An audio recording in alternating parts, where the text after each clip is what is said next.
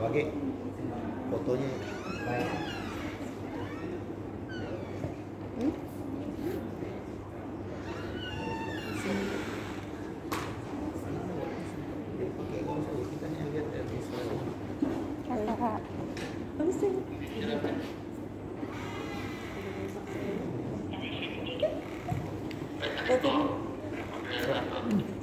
Foto situ.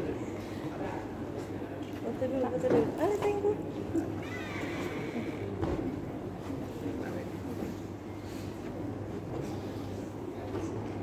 Foto dulu tuh, ada foto. Ada mana? Sini. Foto dulu, Pak. Foto dulu.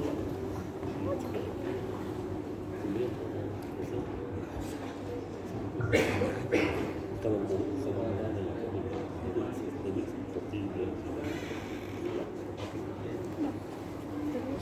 ayo lagi. Sudah belakang itu lagi. Duduk dulu. Nasri. Oh. Kedua.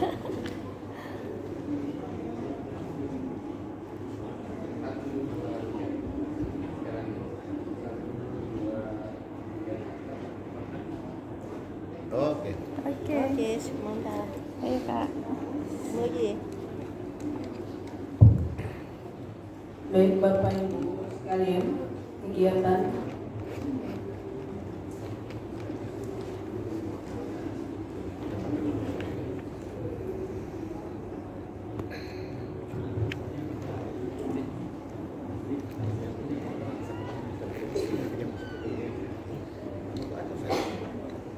yang penting pesannya sampai. Mau gaya apa kayak terserah. Pesannya sama. Sebenarnya pesan intinya udah dia disampaikan tadi, tinggal kita mohon banget. Ari, ayo.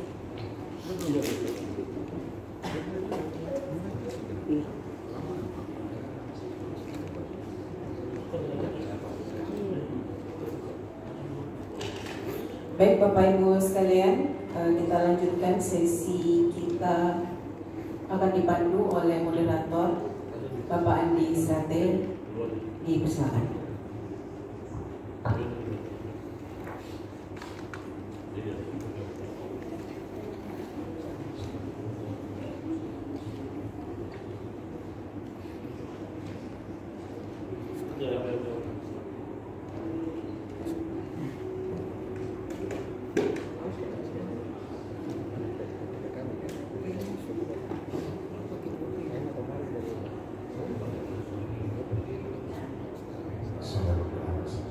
Assalamualaikum warahmatullahi wabarakatuh.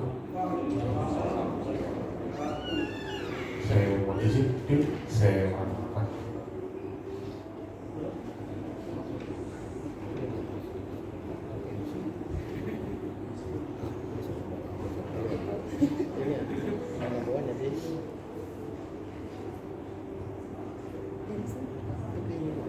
Ya baik, kita lanjut, kita mulai sesi pertama kita pada hari ini.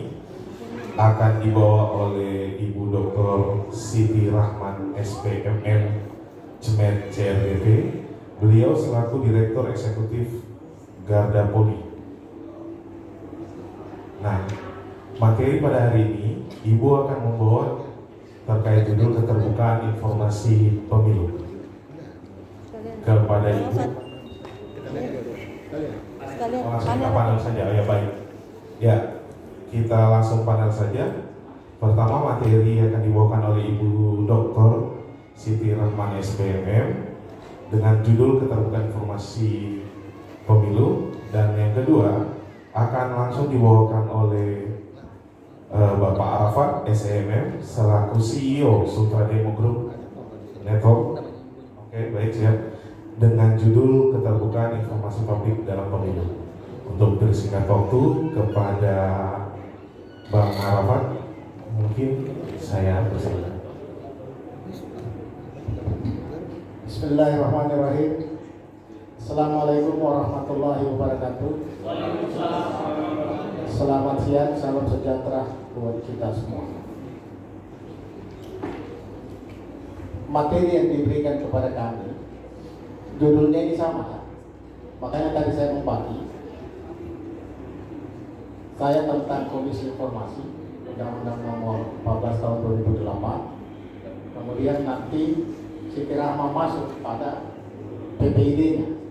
Karena tidak semangat Undang-Undang Komisi Informasi ini tahun 2008 diwajibkan kepada semua pemerintah, perguruan tinggi, kalau dalam bahasa negara, apa saja badan-badan publik yang mengelola sumber mata anggarannya dari APBD dan APBN wajib membuat PPID, termasuk penyelenggara pemilu.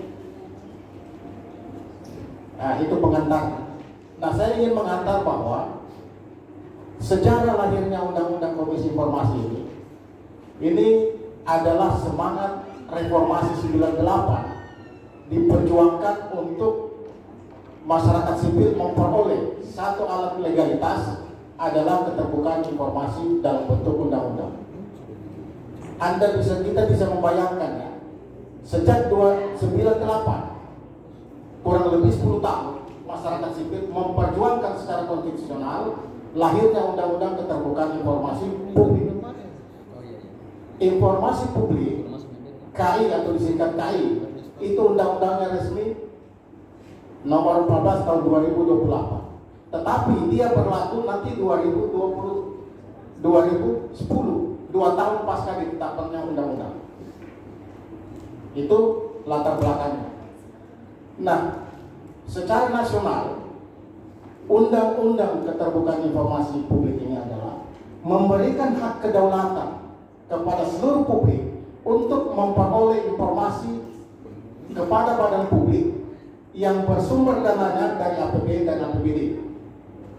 Ya, diwajibkan membuat PPID. Itu kewajiban. Terus timbul pertanyaan, ya, saya ambil sekilas sedikit tentang di Sulawesi Tenggara. Di Sulawesi Tenggara, perjuangan masyarakat sipil Sultra untuk melahirkan Komisi Informasi itu sejak 2010. Ini sejak saya balik ke lokal dulu, karena kalau nasional terlalu luas. Di Sulawesi Tenggara, masyarakat sipil berjuang itu sejak kurang lebih 8 tahun agar gubernur itu mampu membuat Komisi Informasi di Sulawesi Tenggara. Di Sulawesi Tenggara ketika zaman Pak Gubernur Nur Alam itu ada gugatan yang dipelopori oleh mereka Andre dan masyarakat sipil. Gugatannya dibawa kemana? Langsung ke Komisi Informasi Pusat. Dan itu diputus menang bahwa pemerintah provinsi keliru. Sultra belum ada Komisi Informasi pada saat itu. Nah, sejak 2000, kalau tidak salah 2016-17 dibentuklah Komisi Informasi di Sulawesi Tenggara yang pada saat itu yang mereka kebetulan kita ada di wilayah itu untuk mendorong keterbukaan informasi publik di Sulawesi Tenggara. Dibuatlah Komisi Informasi kalau tidak salah 2017 sampai dengan periode 2021. Itu perjuangan awal yang terbentuk di situ.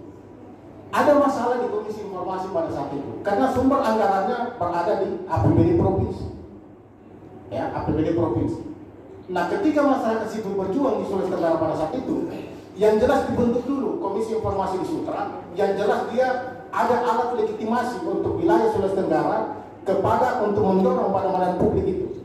Lahirlah Komisi Informasi angkatan pertama 2020, 2017-2021. Itu angkatan pertama. Ada komisi informasinya, tapi tidak punya anggaran. Tidak punya anggaran pada saat itu. Karena saya mengikuti wilayah Sultra. Nah, pada saat itu masyarakat sipil berdiskusi untuk tingkat Sultra bahwa yang jelas ada dulu. Nanti perjuangan tahap kedua baru bagaimana caranya diporsikan untuk anggaran terhadap komisi informasi yang ada di Sultan. Komisi informasi layak dengan undang-undang, sama dengan Bawaslu, KPU, dan DKPP sebagai penyelenggara pemilu.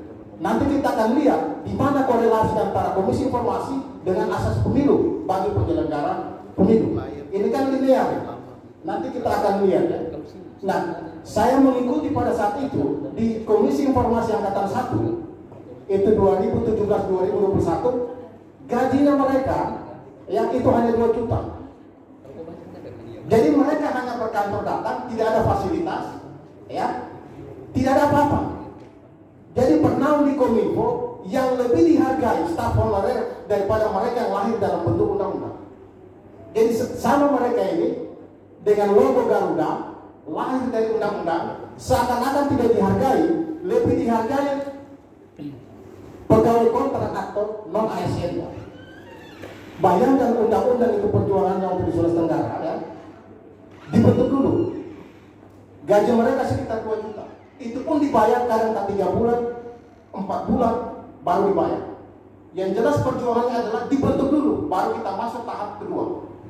Nah, pada tahap kedua 2021, kebetulan saya juga dipercaya oleh Komisi Informasi Pusat untuk survei indeks keterbukaan informasi publik untuk wilayah Sulawesi Tenggara.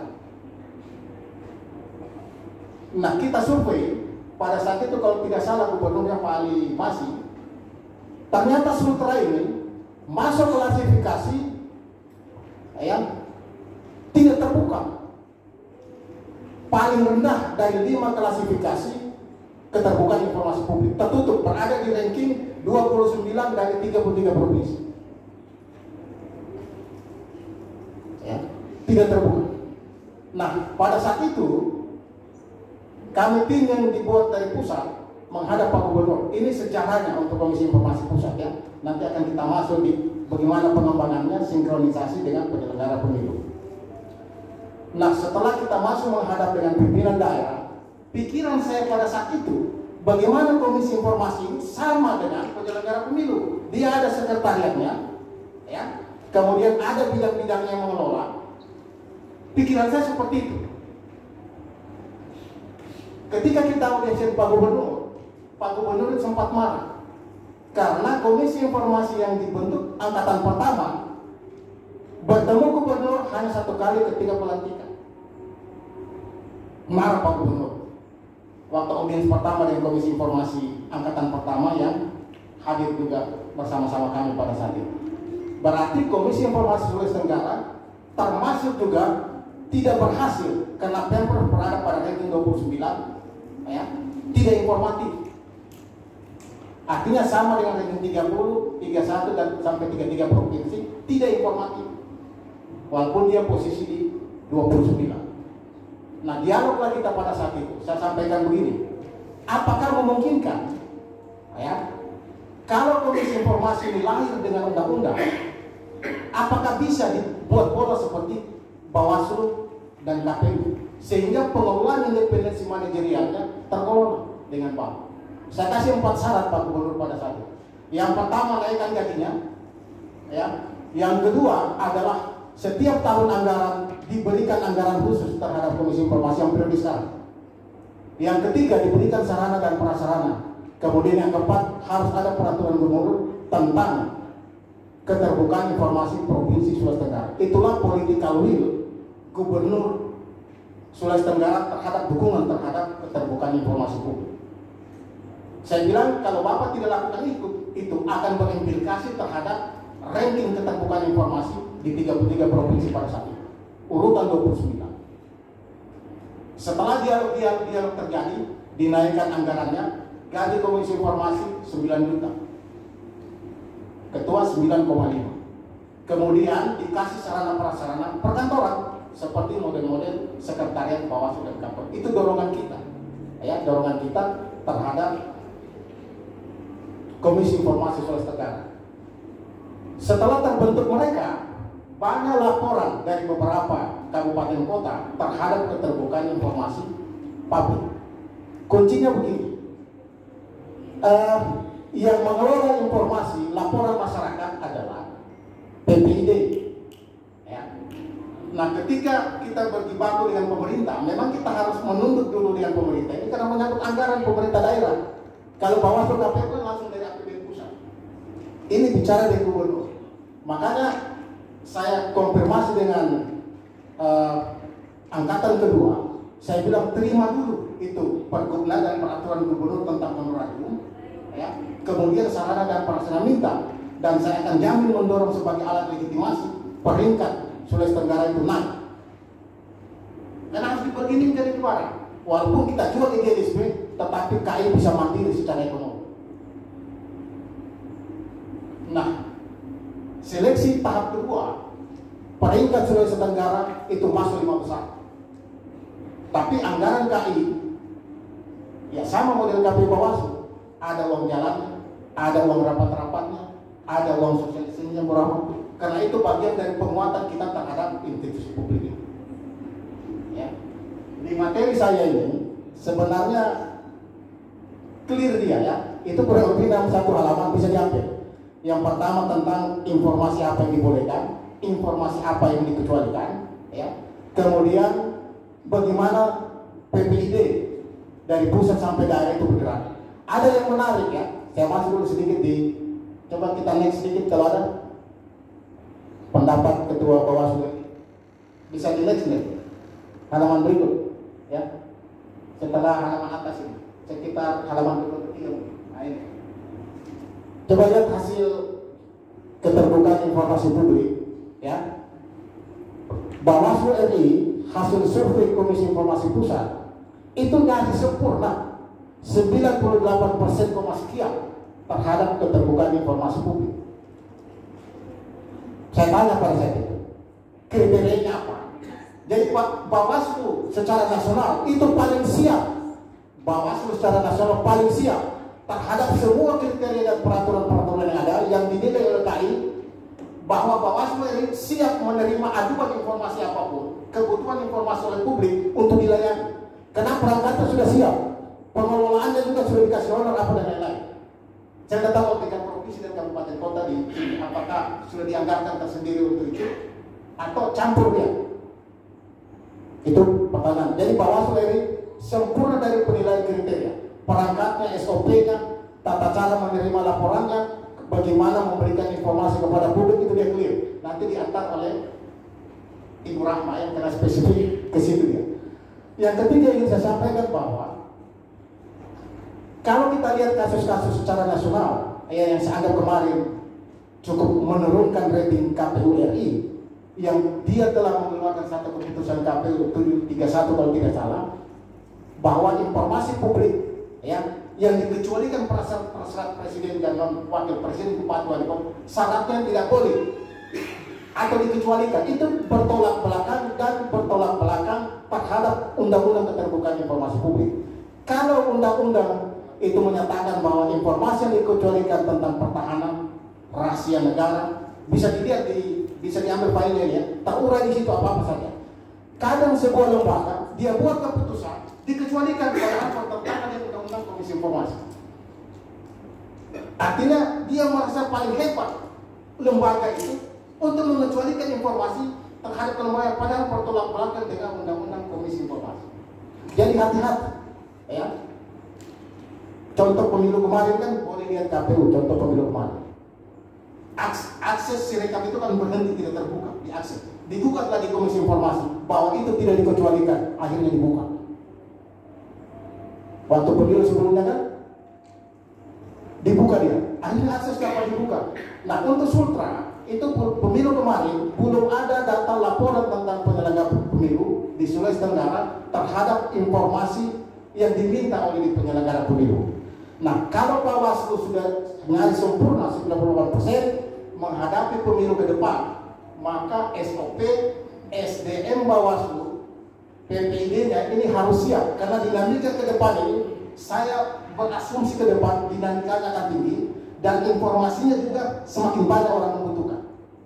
Nanti diantar seperti Rahma ya, karena di Undang-Undang Komisi Informasi ini adalah bisa dilaporkan ya kepada badan-badan publik tadi yang mengelola keuangan negara baik APB dan APBD, itulah yang bisa hak daulat rakyat untuk memperoleh informasi. Kalau tidak mengelola APBN dan APBD tidak boleh. Ya. Nah, ada pertanyaan, misalnya saya selaku pimpinan media, saya kan biasa kontrak dengan pemerintah daerah di beberapa, itu boleh. Karena saya mengelola yang secara temporer tidak permanen menurut tadi moderator TA. Ketika saya kontrak atau kerjasama dengan pemerintah daerah, maka kewajiban juga publik untuk mengetahui sumber dana itu. Karena saya mengelola dalam waktu-waktu tentatif yang tidak permanen, mengelola dana APBD. Ya, kan ada beberapa Bawaslu juga dan badan publik itu kerjasama dengan kami. Itu juga berhak publik mengetahui karena kami mengelola dana yang bersumber dari APBD. Jadi ingin saya sampaikan secara singkat, ya, bahwa Komisi Undang-Undang tentang Keterbukaan Informasi Publik, ya, itu ejawantannya diterjemahkan kepada badan publik adalah membuat PPID di semua badan publik. Karena itu semangat Undang-Undang Komisi Informasi. Makanya penyelenggara pemilu sebagai yang berhubungan dengan kepentingan publik secara politik harus menggenjot ini PPID. Ketika ada informasi dan suatu saat ke depan saya bisa berasumsi akan ada penyelenggara pemilu yang akan diajukan ke Komisi Informasi Sultra terhadap keterbukaan informasi. Jadi hati-hati saja karena putusan Komisi Informasi itu sama putusan. Kalau Ombudsman dia hanya rekomendasi. Kalau Komisi Informasi adalah putusan yang harus ditindaklanjuti. Itu beda antara Ombudsman dengan Komisi Informasi. Kalau Ombudsman dia kan rekomendasi, dia punya keputusan. Tapi kalau KI yang lahir dari undang-undang, maka sidangnya adalah putusan dia, sama dengan Bawaslu putusannya. Saya kira itu pengantar diskusi saja dari saya. Secara ke dalam tentang PPID dan SDM nanti diantar oleh saudara saya Ibu Siti Rahma. Saya kira itu moderator pengantar saja. Ya. Oke, siap, baik. Mungkin kita lanjut saya dulu langsung ke Ibu Dokter Bu Siti Rahma. Mungkin untuk efisiensi waktu dipersilakan dulu. Saya ke depan ya Pak ya.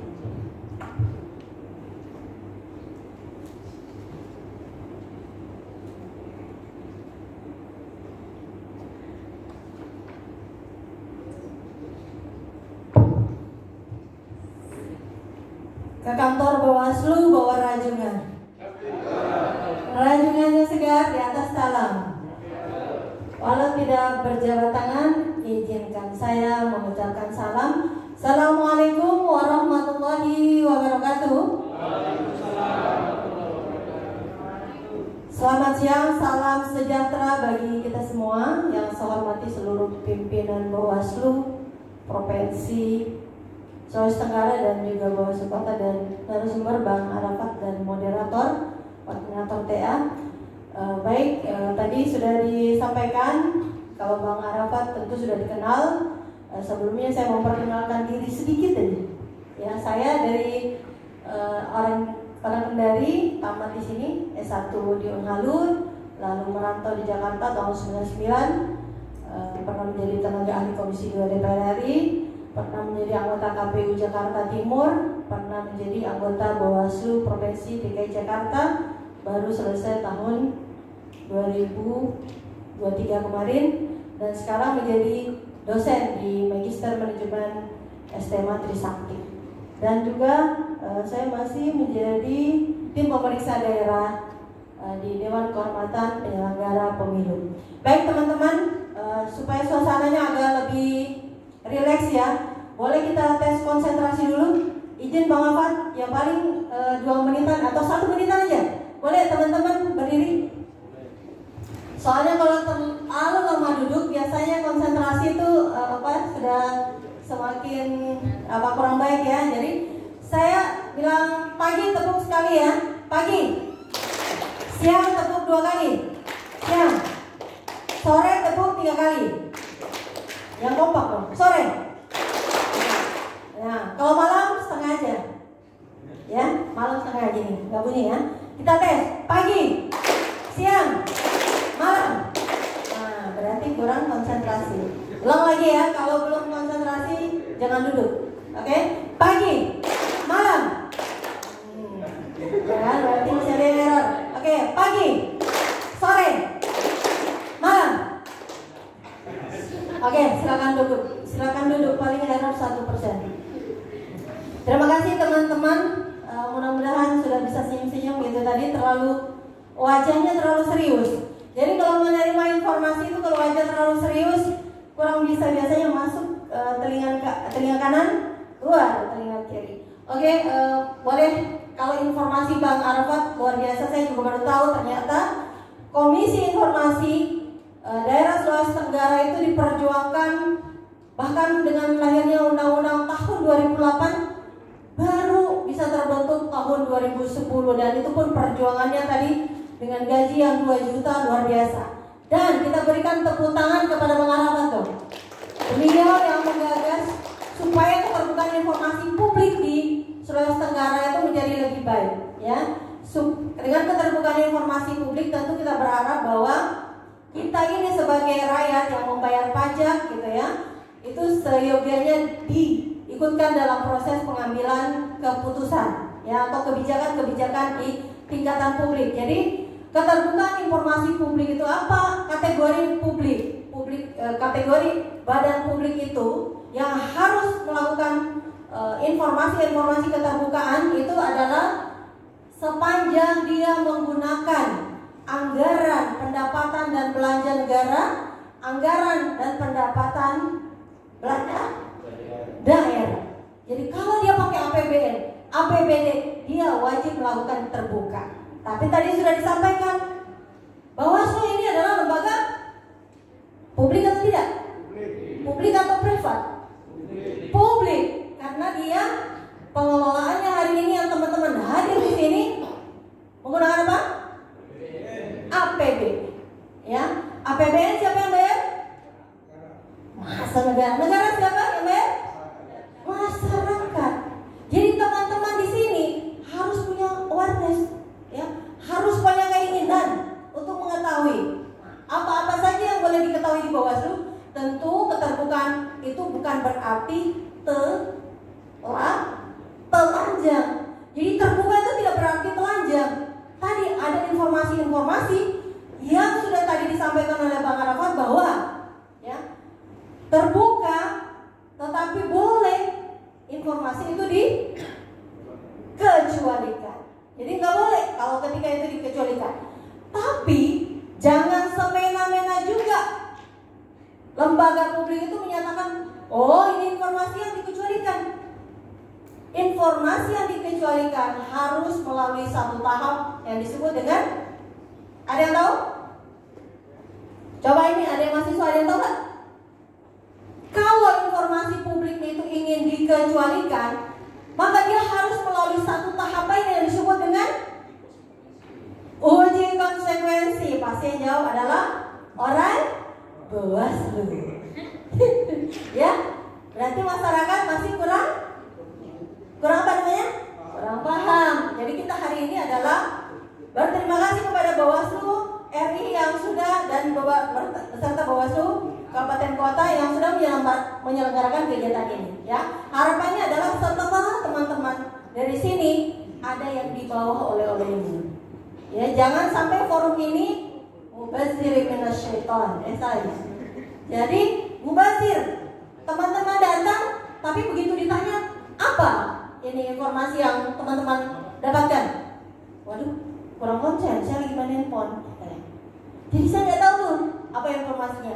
Minimal teman-teman tahu bahwa sekarang itu yang namanya badan publik itu, kalau kita pengen tahu berapa sih anggaran pengelolaan sosialisasi misalnya di Bawaslu Kota, di Bawaslu Kabupaten Konawe Selatan, boleh apa tidak? Anggaran? Boleh apa tidak? Boleh, ya. Tapi kalau misalnya Bawaslu Konawe Selatan bilang nggak boleh itu informasi yang dikecualikan, apa ya dikecualikan?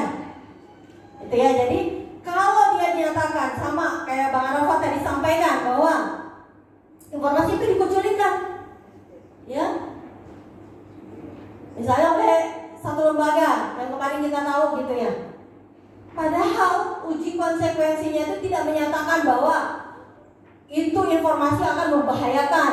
Ada beberapa kriteria tadi. Terus tidak menyatakan dikecualikan, akhirnya kan suatu lembaga dipermalukan. Ada sebuah surat keputusan lalu dianulir, kira-kira lembaga itu dipermalukan nggak secara publik? Iya, dipermalukan lah. Sebelum surat keputusan itu lahir, harusnya benar-benar harus dikaji dengan baik. Lanjut materinya boleh? Kayaknya sorry mas.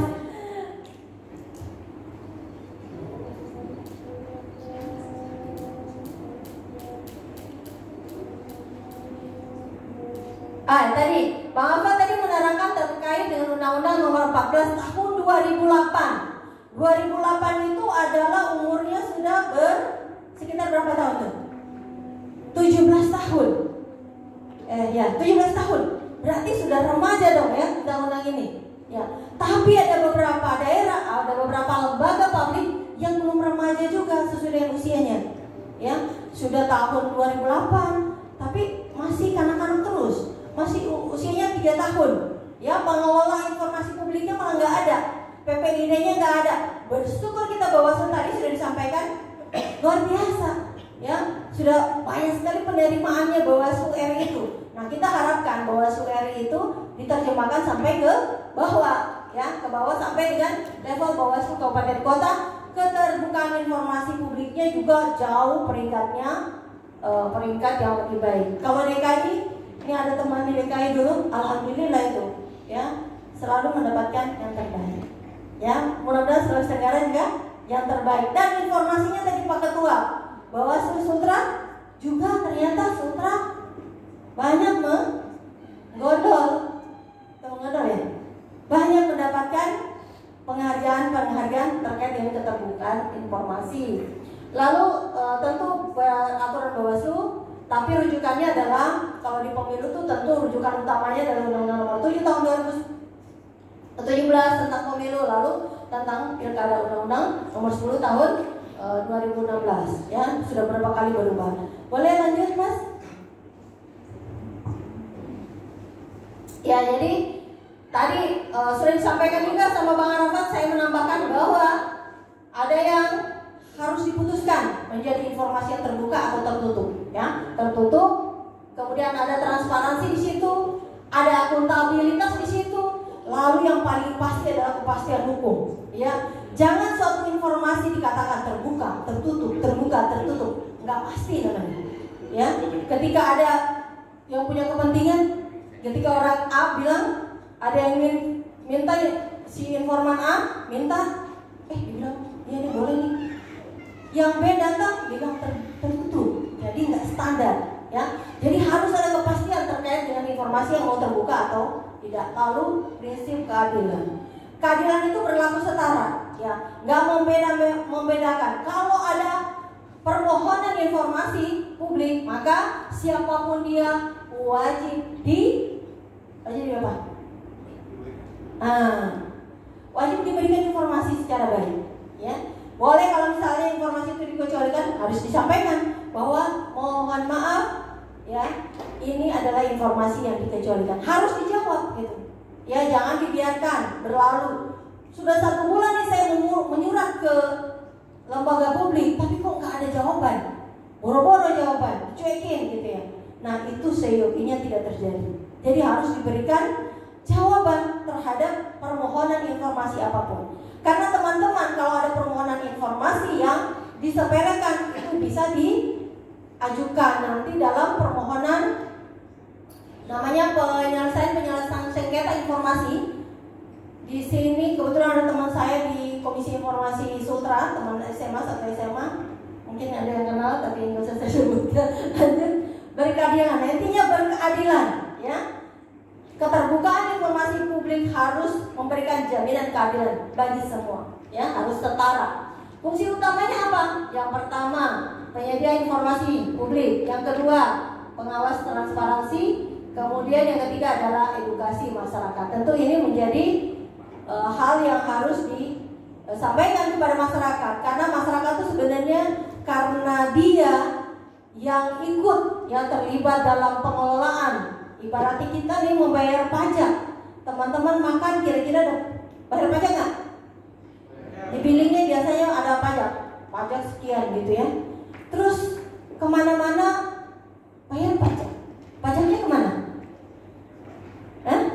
Ke negara, ya termasuk lembaga publik yang dibiayai oleh negara nih, Bawaslu. Jadi sama ya, proses itu adalah bagaimana masyarakat bisa terlibat supaya anggaran itu sebaik mungkin digunakan dan seefektif mungkin. Karena itu adalah keterbatasan atau sumber resources yang terbatas ya. Uang negara ini terbatas ya, di tengah kepentingannya banyak, tapi harus dikelola secara baik, sehingga keputusan yang harus diambil oleh sebuah badan publik itu harus keputusan di tengah-tengah dalam rangka efektivitas ya, karena pajak kita terbatas gitu ya. Bahkan negara sudah, karena pajaknya terbatas, uangnya terbatas, akhirnya negara harus rela mengambil keuangan dari luar dalam bentuk utang negara ya. Negara kita sudah banyak utangnya juga. Nah, jadi utang-utang itu dipergunakan oleh badan publik. Badan publik ini yang harus juga dilihat bagian dari kebijakannya harus pro pada masyarakat. Boleh moderator kalau sudah lewat waktunya, tapi saya lanjut mengenai kompetensi aja. Boleh lanjut sekilas saja. Oke, kewajiban Bawaslu tentu informasi berkala. Tadi ada yang secara berkala, terus ada yang serta-merta namanya ya, informasi. Serta-merta itu adalah mendesak, keadaan darurat, kemudian setiap saat itu adalah ketika data itu diminta oleh masyarakat sepanjang domainnya itu milik Bawaslu, tentu ini harus disampaikan.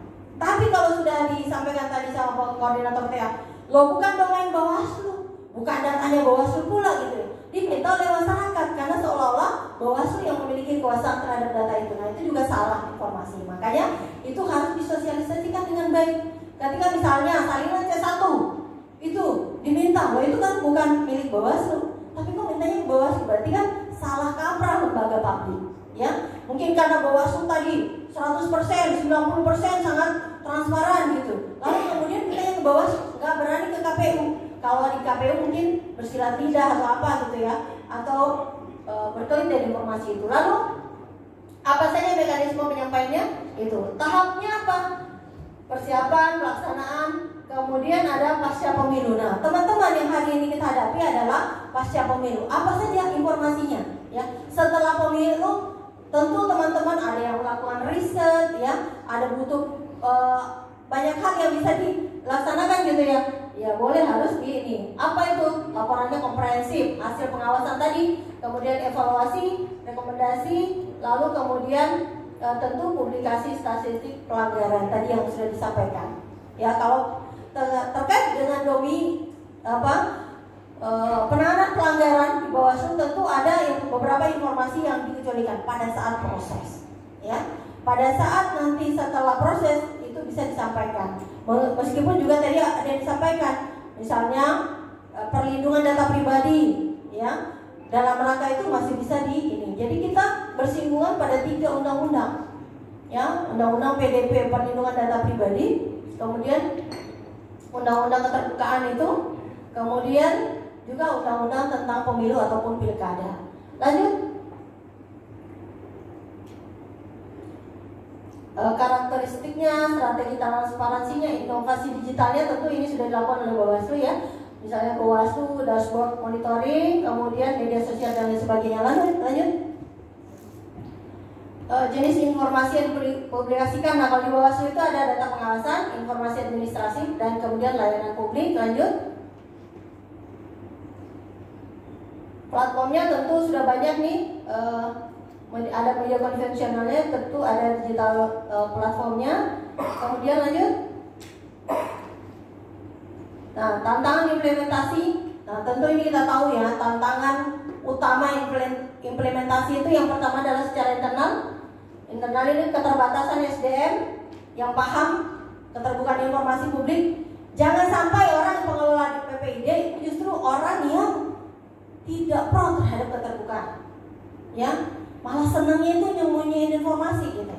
Jadi ada keterbatasan secara internal. Lalu yang kedua, budaya organisasi yang belum sepenuhnya terbuka. Terus keterbatasan teknologi di daerah ini ya. Kadang-kadang dengan keterbukaan teknologi, dengan akses teknologi itu justru memudahkan keterbukaan informasi. Lanjut adalah tantangan eksternal. Nah, penguatan kelembagaan tentu peningkatan teknologi, edukasi masyarakat. Nah, hari ini kita juga bagian dari melakukan edukasi masyarakat. Lanjut. Nah, inovasi terbaiknya tadi berbagai media sosial, kemudian Bawaslu, kemarin juga Bawaslu, seperti Siwaslu, ya ada sistemnya pilkada juga ada. Lanjut. Saya mau nyampaikan tadi, lanjut boleh, itu 85% loh. Nah, rekomendasi peningkatannya. Oke, lanjut boleh. Oke. Jangka pendek, jangka menengah tentu ini harus dilakukan perbaikan. Lanjut lagi, terkait dengan lanjut. Ini apa saja kompetensi yang harus dimiliki oleh seorang pengelola PPD? Ya, kompetensi yang harus dimiliki tentu kompetensi teknis. Ya, jadi secara teknis pengelolaan data dan informasi itu harus mampu mengelola, mengklasifikasi tadi yang menguji konsekuensi tadi. Kemudian yang ketiga tentu melakukan pengembangan. Kemudian secara manajerialnya adalah melakukan perencanaan, kebijakannya, kemudian laporannya dan pelayanannya. Nah, pelayanan ini dituntutnya adalah cepat, tepat, mudah akses dan komunikasi efektif. Nah, ini yang seringkali banyak tidak bisa melakukan ini yang cepat dan tepat ini. Ya, kalau mau syaratnya disyaratkan SOP-nya itu 2 hari misalnya, maka 2 hari harus tepat. Ya. Kebanyakan karena budaya waktu Indonesia lelet gitu ya, jadi real. Jadi kadang-kadang misalnya, ya sebagian besar di wilayah Indonesia yang saya lihat, saya janjian Zoom meeting misalnya gitu ya, Zoom meeting aja ukurannya. Zoom meeting itu kalau janji jam 9, sebaik mungkin jam 8:55 kita sudah on time di Zoom. Kebanyakan beberapa wilayah Indonesia yang saya amati dari segi kecepatannya, ketepatannya, itu datangnya malah janji jam 9, gabung Zoom-nya jam 10. Ya bayangkan orang menunggu 1 jam. Pernah ada kejadian malah janji jam 9, Zoom itu baru bisa dilaksanakan jam 12 gitu ya. Dan itulah kenyataan pahit yang harus terkait dengan tepat waktu. Kemudian etika, ya, santun, ramah, tanggung jawab, ya. Kemudian tidak diskriminatif.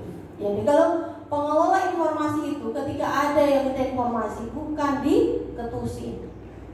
Ya, dia harus sebagai kayaknya kalau yang atau customer service-nya bank itu, ya tahu kan? Kalau datang teman-teman pasti nggak ada yang dijutekin ya.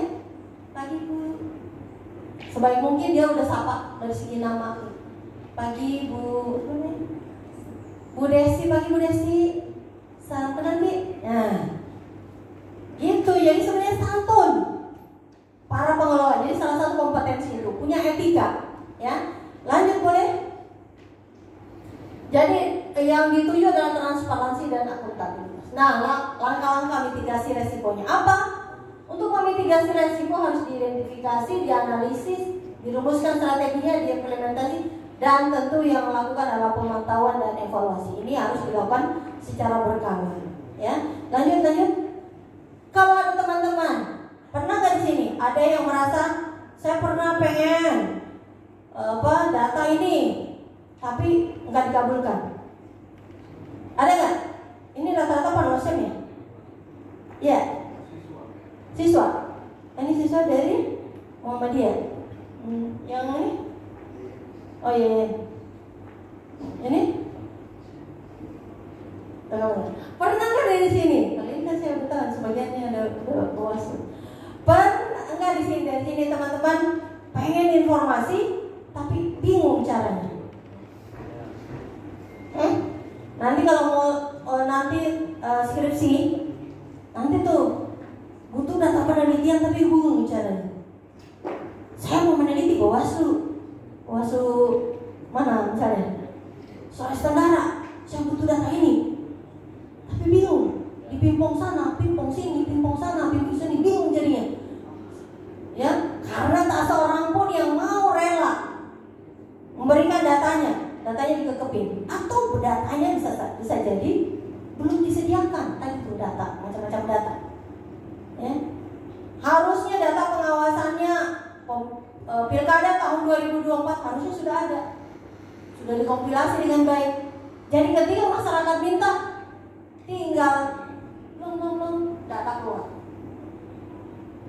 Kayaknya di Bawaslu sudah punya tuh sistem data itu, ya, sentralistik data udah punya mereka. Ya, apakah Bawaslu provinsi, Bawaslu Wakatobi sudah melakukan itu? Nah, perlu ditanyakan. Misalnya data pengawasannya sudah sentral, begitu masyarakat tanya tentang pengawasan Pilkada tahun 2024, oh kita udah siap gitu. Jadi harus dari sekarang data-data itu dikumpulkan, dikompilasi dengan baik. Karena pemilunya sudah usai, tetapi penelitian berjalan terus. Ya, misalnya berapa persen sih data masyarakat misalnya terkait dengan partisipasi masyarakat yang datang ke TPS pada saat pilkada. Bahkan di DKI itu menurun tajam, ya, turun tajam kemarin. Nah, apakah di Wakatobi pilkadanya kemarin fine-fine aja tuh pemilih di tahun 2000 berapa pilkada sebelumnya? Di Wakatobi 2020 itu berapa jumlahnya? Berapa jumlah perempuan dan laki-lakinya yang hadir? Nah, misalnya gitu ya. Contoh, saya sebut Wakatobi ini karena saya tahu ini ada tingkat saya di pertanian. Oke, jadi identifikasi resiko, kenali daftar operasional, kemudian kepatuhannya, kemudian tentu SDM-nya. Ini harus diidentifikasi. Jadi kalau bahasa gini, ada sesuatu yang kita inginkan, tapi resikonya ternyata di depan mata. Apa yang harus kita lakukan? Kayak gitu ya. Nah itu yang harus selalu harus menjadi mindset kita bersama. Lanjut, dikit lagi. Waktunya udah cukup. Lanjut. Nah, menganalisis, merumuskan strategi, mengimplementasi, memantau berkelanjutan efektivitas atau tidak, terus tindakan mitigasi, dan tentu harus melakukan evaluasi secara berkala. Ini adalah bagian dari manajemen pendekatan di pengelolaannya. Lanjut. Nah, kita ini bagian dari mewujudnya namanya good corporate governance. Jadi setelah tahun 99 kita itu kan bangkit ya, reformasi macam-macam ya. Harapannya bahwa transparansi itu menjadi bagian penting ya daripada perbaikan birokrasi. Nah, salah satunya itu ya, tujuannya apa? Untuk ada kualitas hasil, kepuasan para pemangku kepentingan. Jadi semua puas, peserta pemilu juga akan puas kalau prosesnya baik ya. Pemilihnya juga masyarakat puas, sama-sama kita puas, penyelenggara negara juga sama puasnya. Lanjut. Oke, terima kasih. Saya akhiri dengan satu pantun. Sungguh manis kelezatannya, mangga keju buah durian. Terima kasih atas perhatiannya. Lebih dan kurangnya mohon dimaafkan. Billahi taufiq wal hidayah. Wassalamualaikum warahmatullahi wabarakatuh.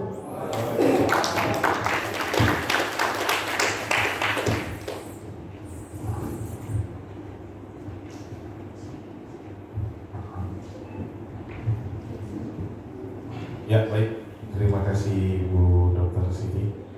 Kita masuk ke sesi diskusi. Untuk pertama saya buka 3 panelis. Nanti ya, saya serahkan kepada audiens kita hari ini yang mau diskusi, mau sharing kepada 2 pemateri hebat kita, kami persilakan.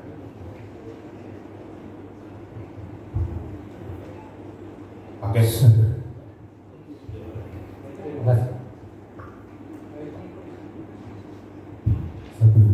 Terima kasih Bapak Moderator. Perkenalkan, nama saya Andi Aman, asal tokoh masyarakat. Jadi begini kepada Bapak Ibu narasumber, saya mungkin ingin cuma mau tahu solusi yang baik kira-kiranya, karena ini sering terjadi di kita khususnya di pengawas pemilu terkait mengenai data yang diminta oleh Bawaslu RI. Terkadang itu lambat kita berikan karena akses kita untuk meminta data itu ke KPU. Mungkin hal ini sering terjadi. Nah, bagaimana solusi yang sekiranya data yang kita minta nantinya itu tidak jadi tumpang tindih di luar daripada data yang dikecualikan, sehingga tidak ada lagi nantinya menurut versi bahwa ini data wajar-wajar saja, bukan data yang dikecualikan. Begitupun juga sebaliknya. Tapi terkadang kita direpotkan hal-hal yang demikian. Mungkin solusi yang terbaik bagaimana menurut narasumber? Terima kasih.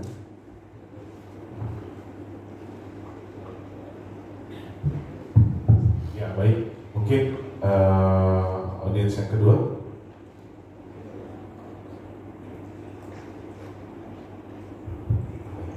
Baik, bismillahirrahmanirrahim.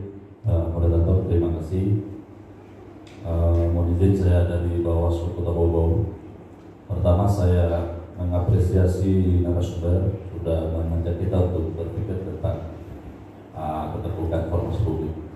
Pertama, saya mau menyampaikan bahwa Bawaslu Kota Bogor kemarin memperoleh penghargaan informatif untuk penilaian Bawaslu RI dalam hal ini BPID. Mungkin ini suatu peristiwa yang kebetulan kami juga tidak mempersiapkan secara lebih detail, tapi seperti itu fenomenanya, dan memang indikatornya bisa saja memenuhi kriteria itu. Saya pertama ingin melihat persoalan keterbukaan informasi secara global dalam peristiwa nasional. Ini agak, mohon izin, saya juga pernah berprofesi sebagai wartawan sebelumnya, dan ini menjadi fenomena yang miris rasanya kita sebagai masyarakat yang pernah berkecimpung di dunia pers terkait dengan pencabutan izin untuk meliput di Istana Negara dari media CNN. Ini menjadi fenomena nasional, dan saya sampai hari ini masih mengikuti peristiwanya. Hanya persoalan memberikan pertanyaan kepada Presiden terkait dengan masalah LPG, dan menurut publik sesuatu pertanyaan yang mewakili harapan publik terkait fenomena ini. Toh kemudian ternyata kalau kita lihat di beberapa media, faktanya bahwa pertanyaan teman-teman pers ini sudah harus dikanalisasi lebih duluan. Tolong tanya ini kurang lebih kayak begitu. Ini ada pembatasan untuk kebebasan teman-teman pers. Ini menjadi fenomena kita yang sangat terkait erat dengan wacana untuk keterbukaan publik secara nasional. Ini juga menjadi fenomena yang patut kita sayangkan. Yang kedua, terkait dengan KPU dalam menyampaikan keputusan 371 terhadap 16 item, dan kemudian KPU mencabut karena tekanan publik. Ini menjadi fenomena juga Bapak narasumber. Peristiwa nasional dalam kurang lebih 3 bulan ini, semakin ada sebuah kebijakan, kemudian ada tekanan publik, itu langsung otomatis kebijakan itu dicabut. Itu sudah banyak. Misalnya ada beberapa peristiwa di awal yang dikeluarkan oleh kebijakan pemerintah, kemudian ada atensi nasional secara menyeluruh, kemudian buru-buru langsung dicabut. Sama dengan KPU.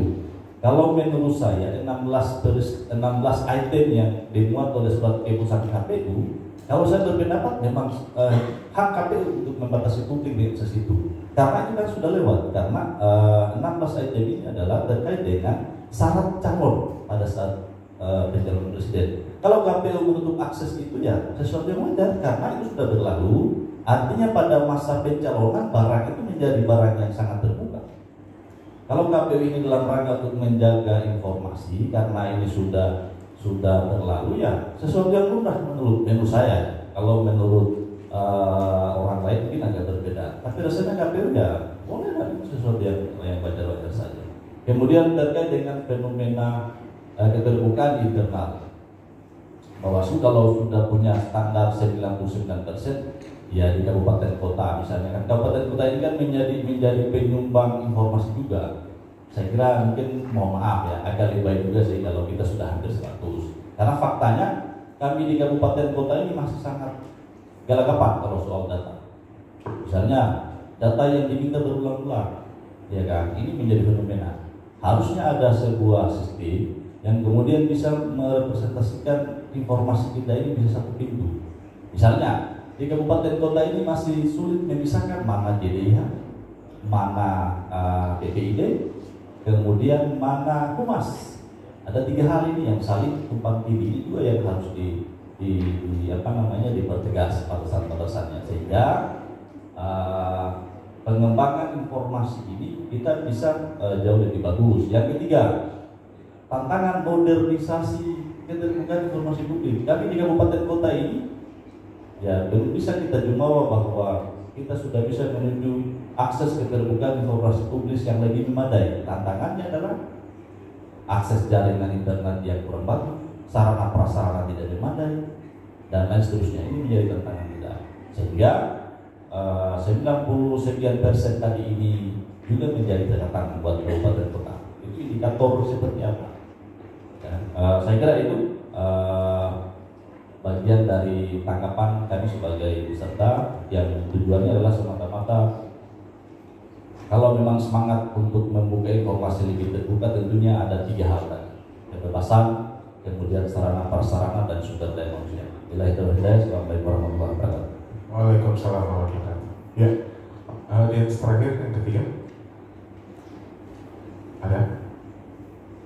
Nggak mungkin cukup. Mohon izin narasumber, mungkin langsung saja kita tanggapi. Iya, ini ada bagus ini ya. Kita diminta pendapat. Kalau pendapat belum tentu sama, bisa saja berbeda. Iya. Nanti yang lainnya bisa kurang ya.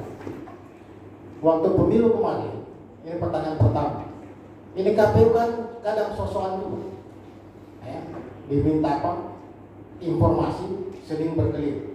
Nah, pada saat itu, walaupun dari regulasi undang-undang kita harus paham bahwa sebenarnya kalau bicara derajat kelembagaan, harusnya punya kekuatan menekan itu adalah Bawaslu, kalau dia mengawas pelaksana. Jangan dibalik, kita pengawas tapi tunduk di bawah. Baik-baik KPU. Powernya itu harus lebih kuat, maksud saya. Powernya. Nah, di beberapa kejadian daerah, ya, ini masih pertanyaan pertama. Saya mendorong itu Bawaslu untuk melaporkan KPU di Komisi Informasi untuk menguji apa yang dibilang oleh KPU itu terkecualikan. Ini kan harus bagian dari literasi. KPU-nya dididik, Bawaslu-nya dididik, publik juga dididik dari proses itu. Kan belum ada kejadian kan? Diuji lah. Maksudnya uji nyali. Sama-sama Garuda punya kewenangan juga. Gimana bro? Yang kedua, tentang peristiwa nasional tentang CPN. Kalau saya berpendapat bahwa apa yang dilakukan oleh pencabutan ID card CPN itu merugikan negara dan menurunkan trust kepercayaan negara terhadap publik. Bagi saya, ya, justru saya beranggapan bahwa kalau cara ini yang dilakukan bagi saya masyarakat sipil aktivis, ini bagian dari cara-cara militerisme dalam mengurus publik. Harusnya istana itu memberikan penjelasan kepada publik. Kenapa ditarik? Jangan hanya narasi yang dibangun karena pertanyaan masalah MBG. Memangnya negara ini milik kewenangan siapa? Artinya kita menggunakan satu kewenangan seakan-akan kita ini adalah negara. Yang apa saja kita ingin lakukan itu benar. Kalau kacamata saya itu keliru. Ya, harusnya memberikan kembali. Karena hampir mayoritas publik mengkritik itu terhadap keterbukaan informasi publik, mulai dari Dewan Pers sebagai lembaga itu keluarkan untuk pernyataan keliru, itu satu. Yang kedua, tentang 16 syarat tadi KPU. Yang aneh kan ini keluar suatu tanggapan saya. Anehnya keluar kenapa sudah selesai peristiwa keluar itu keputusan. Itu satu. Yang kedua, ada informasi publik yang kita tanda petik masalah ijazah. Jangan sampai KPU mengeluarkan itu untuk melindungi isu publik tentang ijazah seseorang. Kan semua asumsi boleh bertanya-tanya. Ya, desakan itu keluar. Kalau tidak salah 2 kali 24 jam diumumkan lagi bahwa mencabut keputusan 731 dengan memperhatikan peraturan undang-undang. Tidak jelas juga undang-undang apa, peraturan apa. Takut dia komunikasi secara teknis terhadap Menkumham. Kalau menurut saya bahwa tidak siap mereka komunikasi publiknya terhadap kedaulatan informasi. Jadi hati-hati. Misalnya saya penyelenggara pemilu, ya, berkomunikasi dengan publik. Jangan kita bahwa kita ini adalah kewenangan yang punya hak. Ingat publik itu punya persepsi tersendiri. Ya. Saya juga kan pernah penyelenggara di 2 tempat sama Ibu Rahma, di KPU dan di Bawaslu Rahma. Memang menghadapi publik itu jangan kebiasaan yang kita bawa. Latar belakang kita mengisi jabatan publik ini, itu yang kita bawa berhadapan dengan publik. Ya. Kita akan ada bentrokan itu. Padahal penyelenggara pemilu itu adalah alat perjuangan kedaulatan rakyat itu. Makanya kritikan kemarin itu Komisi 2, ya penyelenggara ini bukan kayak ASN mendaftar itu menjadi 8 pekerjaan, tapi alat perjuangan. Bahkan Komisi 2 kemarin bilang itu waktu datang di Kendari, ya evaluasi total. Ini otokritik ya, secara ke dalam. Jadi saya hanya menjawab itu, Bu Rahman. Ya, nanti kita jawab, bisa tidak jawab. Karena pernyataannya gue ini agak banyak pertanyaannya 1, 2, 3 poin 3. Yang jelas saya jawab tadi adalah buatlah literasi itu. Kalau KPU dianggap memang siapa KPU? Kamu melaksanakan, saya mengawasi amanat undang-undang, uji kewenangan, laporkan sengketa ke Komisi Informasi, itu bagian dari literasi. Diuji, jangan berjalan seirama seiring. Publik juga harus diberikan informasi terhadap proses-proses. Saya kira itu dari saya. Kepada para penanya yang belum puas bisa diskusi di luar ini. Di warung kopi ya. Jadi pertanyaan dari Pak Andiaman ya sudah dijawab oleh Bang Apa. Saya menambahkan aja bahwa kami waktu di Bawaslu DKI itu ada yang KPU DKI tidak mengeluarkan. Ya, lalu kemudian kita sengketakan hal tersebut ke komisi. Ya, Komisi Informasi Provinsi DKI Jakarta dan Bawaslu menang. Jadi artinya bahwa kalau ada hal-hal yang seharusnya memang tidak dikecualikan, tentu KPU juga mereka sudah melakukan uji konsekuensi terhadap informasi-informasi yang oleh KPU itu dianggap sebagai sesuatu yang harus dikecualikan gitu ya. Kalau sepanjang uji konsekuensi itu tidak pernah dilakukan, maka sengketakanlah ke Komisi Informasi. Karena itu adalah kewenangan lembaga. Jadi kata Bang Arafat tadi, uji kewenangan. Karena Bawaslu seyogianya itu kan bukan berada di ketiaknya KPU, apa yang KPU sampaikan oke-oke aja gitu atau temannya gitu ya. Tapi itu ada lembaga justru sebenarnya dari segi kewenangan yang luar biasa diberikan Undang-Undang 7 tahun 2017 tentang kewenangan Bawaslu ini kan kalau menurut saya kewenangan itu jauh lebih seksi dibanding kewenangan KPU. KPU hanya penyelenggara teknis, tapi Bawaslu dia mengurus dari hulu sampai ke hilir. Bayangkan dia ngurus pencegahan, melibatkan seluruh komponen masyarakat. Dia ngurus mengawasi juga. Kalau misalnya KPU yang diawasi juga salah bertindak, bisa dilakukan oleh penanganan pelanggaran. Penanganan pelanggarannya pun sangat seksi, yaitu berupa putusan. Kalau dulunya adalah dia hanya rekomendasi yang tidak bersifat mengikat. Bahkan di Undang-Undang 7 tahun 2017, putusannya kalau tidak dilakukan oleh KPU itu bisa di-DKPP-kan. Ya. Jadi teman-teman, Bawaslu itu harusnya lebih tegak, lebih canggih daripada KPU. Ya, jadi kalau ada informasi yang harusnya tidak dikecualikan, kemudian oleh KPU dinyatakan dikecualikan atau dipimpong, atau terlebih lagi Bapak Ibu semua itu mengajukan permohonan informasi dalam bentuk tertulis, dijawabnya lisan, itu salah banget gitu. Ya. Jadi secara administratif jangan juga permohonan informasi karena teman ya, tolong dong informasi ini nggak dikasih, lalu kita ngambek. Padahal yang seyogianya itu adalah permohonan informasi baik tertulis, secara administrasi ada, pertanggungjawabannya ada, sejak kapan, tanggal berapa. Mereka juga tentu punya aturan main atau SOP terkait dengan pemberian informasi. Berapa hari ketika pemohon informasi itu datang, ya. Bapak-bapak ibu bisa yang namanya tadi sudah di Komisi Informasi di Sulawesi Tenggara ini sudah tegak, bahkan gajinya sudah setara dengan penyelenggara pemilu yang tadi sudah disampaikan oleh Bang Arafat, bagaimana perjuangannya yang luar biasa yang harus kita apresiasi gitu ya. Jadi intinya begitu, jangan sekadar curhat di luar layar atau curhatnya di medsos gitu ya, lalu kemudian malah menimbulkan miskomunikasi, lalu hubungan menjadi tidak baik gitu ya, gara-gara begitu, gara-gara pemohon informasi yang tidak berdasarkan kewenangan. Jadi tempuhlah jalur-jalur yang memang sudah disediakan oleh negara. Undang-Undang Nomor 14 Tahun 2008 ini adalah memberikan kita kewenangan yang lebih baik ya dalam hal proses informasi yang kita inginkan. Termasuk nanti ada mahasiswa ya. Saya yakin dan percaya kalau penelitian ini teman-teman misalnya ternyata nggak punya backingan, nggak punya teman, nggak punya apa, tapi pengen informasi supaya skripsinya cepat selesai. Nah, itu juga harus dimanfaatkan dengan baik dengan secara lisan tadi ya, secara tertulis supaya cara administrasi bisa dipertanggungjawabkan. Lalu yang kedua, saya juga menekankan sama persis ya dengan apa yang sudah disampaikan Bang Arafat, karena meskipun ini apalagi saya juga akademisi gitu ya, ya pikirkan bahwa negara kita ini kan sudah mengeluarkan sebuah undang-undang yang patut kita sepanjang undang-undang itu masih berlaku, maka tentunya apalagi negara menjamin kemerdekaan ya, berserikat, berkumpul dan juga mengeluarkan pikiran baik secara lisan maupun tulisan terkait dengan kebijakan yang diambil oleh negara. Tentu ya wajar masyarakat apalagi pers ya ingin mengetahui berbagai kebijakan ya.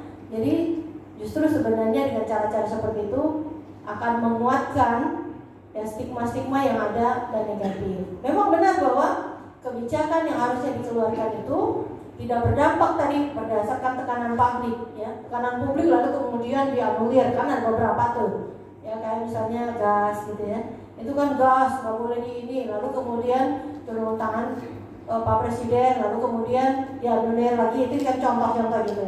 Jadi ya kalau pengelolaannya baik tentu hasilnya adalah sebelum kebijakan itu dikeluarkan maka sebaik mungkin adalah dikaji dengan lebih baik. Sama halnya dengan keputusan KPU tadi yang nomor 371 dengan 18 poin-poin penting yang menurut teman dari bawah Bang Samen ya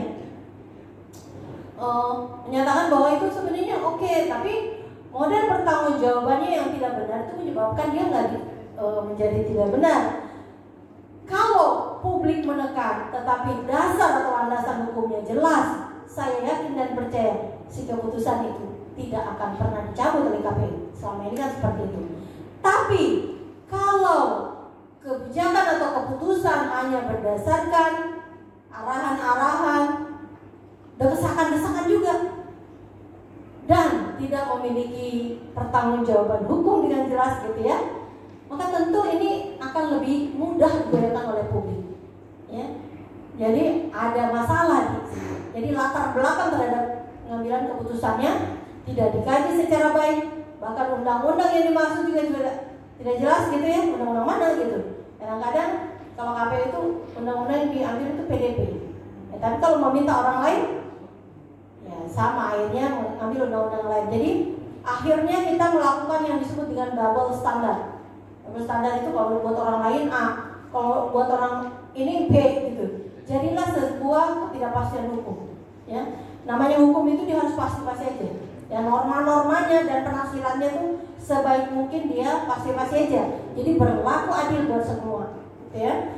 Lalu terkait dengan apa itu di Bawaslu internal, ada JDIH, ada PPID, ada Humas ya. Ini kalau misalnya di dalamnya masih juga terjadi berbagai pertentangan, tentu ini harus didiskusikan sebenarnya masing-masing kewenangannya apa. Yang saya tahu JDIH itu lebih mengatur masalah-masalah hukum. Lalu kalau PPD itu adalah bagaimana mengatur pembagian, pengelolaan data dan informasi, lalu bagaimana diinformasikan kepada publik baik serta merta, informasi yang tersedia secara berkala dan juga informasi yang mana-mana saja yang dikecualikan. Lalu kalau Humas itu bagaimana seluruh kebijakan-kebijakan internal Bawaslu dikelola dengan baik sehingga nama lembaga itu menjadi lebih wangi. Jadi kalau humas itu fungsinya mewangikan Bawaslu. Jadi kalau bau-baunya, aroma-aromanya negatif gitu, berarti humasnya kurang oke gitu ya. Humas itu bisa lahir secara offline, bisa lahir secara online.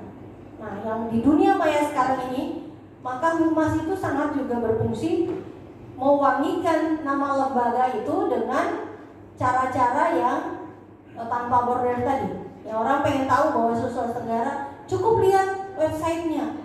Kalau orang pengen lihat Bawaslu Kota Bau-Bau, cukup lihat websitenya aja. Informasi apa yang ditampilkan di websitenya? Pertama, dia ada informasi yang di-share secara berkala. Sudah pakai anggaran negara, tapi kegiatan-kegiatan tidak dipublikasikan. Pertanyaan terpenting adalah, sebenarnya Bawaslu ini punya eksistensi nggak sih? Gitu. Artinya, humas itu ya memang tugasnya begitu. Kalau ada humas yang menjelek-jelekkan nama lembaga, atau membuat dia baunya menjadi apok gitu, atau baunya menjadi bau apa gitu yang kurang wangi, ya berarti humasnya tidak berfungsi. PPID itu mengelola kalau ada informasi-informasi yang harusnya dikecualikan, tapi oleh PPID salah nih, dia ngasih informasi yang dikecualikan kepada masyarakat, lalu ada timbul masalah hukum di kemudian hari. Nah, itu letak tanggung jawabnya PPID. Jadi jelas banget tugas dan fungsi antara tiga ini. Kalau masih belum jelas, berarti harus dilakukan kajian-kajian yang lebih mendalam. Kalau misalnya ternyata ada yang tupoksi yang saling berseliweran atau saling bertentangan atau bukan saling tumpang tindih. Kalau tumpang tindih masih agak mendingan, masih bisa diperbaiki, justru makin menambah kekuatan. Tapi kalau sudah bertentangan, nah itu yang membahayakan. Demikian jawaban dari saya. Kembalikan ke moderator. Ya, baik. Ini karena sudah masuk waktu wisoma, jadi saya close untuk diskusi. Saya minta 1-2 menit closing statement dari kedua narasumber kita. Mungkin ke Bang Arafat mungkin dulu, baru ke Ibu Dr. Sita. Iya. Yang pertama bahwa kedaulatan memperoleh informasi itu adalah hak warga negara. Yang kedua, kedaulatan memperoleh informasi itu hanya dibatasi menurut Undang-Undang KAI adalah badan atau lembaga apapun yang mengelola uang negara dan daerah yang bersumber dari APBN dan APBD. Yang ketiga adalah bagi kawan-kawan penyelenggara Bawaslu Kabupaten Kota, ya, sekali-sekali dicoba itu KPU dengan melapor ke Komisi Informasi. Dan saya beranggapan pemilu 2029 ya akan banyak memainkan fungsi Komisi Informasi terhadap sengketa-sengketa pemilu. Ya, apakah para calon yang dilaporkan, apakah penyelenggara yang dilaporkan, karena sudah semakin terbuka akses informasi ini ya terhadap kebutuhan publik. Saya kira itu kurang lebih 15 hari. Terima kasih. Ya, satu aja closing saya. Jadi keterbukaan informasi ini merupakan sebuah kebutuhan. Ya, jadi seluruh badan publik seharusnya dia mempersiapkan SDM untuk bisa kompeten ya dalam pengelolaan informasi publik. Ya, baik yang informasi yang bersifat serta-merta, kemudian yang dikecualikan, dan informasi yang memang dibutuhkan segala saat. Terima kasih. Assalamualaikum warahmatullahi wabarakatuh. Waalaikumsalam warahmatullahi wabarakatuh. Ya, baik, terima kasih kedua narasumber kita hari ini. Saya minta aplaus yang meriah buat kedua narasumber kita. Terima kasih Bang Arafat, terima kasih Ibu Siti Rahman telah memberikan ilmunya ke kita pada hari ini. Kegiatan selanjutnya kita skorsing di Soma. Untuk masuk kembali kita di 13.15. Untuk selanjutnya akan diambil alih secara otomatis oleh kepanitia. Dari kami serahkan kembali ke panitia. Wabillahi taufiq wal hidayah. Wassalamualaikum warahmatullahi wabarakatuh. Malam hari mendampingi